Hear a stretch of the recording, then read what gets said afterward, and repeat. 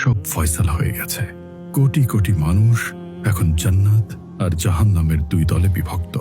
কল্পনা করুন তো এমন এক জীবনের কথা যেখানে কোনো ক্লান্তি নেই, কোনো দুঃখ নেই, এমনকি কোনো মৃত্যুও নেই। হ্যাঁ, জান্নাত ঠিক এমনই।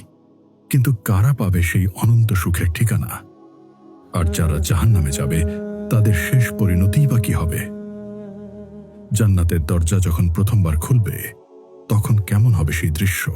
আল্লাহর বিচার কার্য সম্পন্ন হয়েছে এবং প্রতিটি মানুষের শেষ গন্তব্য নির্ধারিত হয়ে গেছে। যারা জান্নাতের দরজায় অপেক্ষা করছেন তারা বর্ণনাতীতভাবে আনন্দিত। চরম আবেগ ও উদ্দীপনা নিয়ে তারা তাদের চিরস্থায়ী ঘরে প্রবেশের অপেক্ষায় আছেন। আর অবশেষে তাদের জন্য জান্নাতের দরজাগুলো খুলে দেওয়া হয়। তারা এমন এক প্রশান্তি অনুভব করেন যা আগে কখনো করেননি। মনে হয় যেন তাদের কাঁধ থেকে সমস্ত বোঝা নামিয়ে নেওয়া হয়েছে।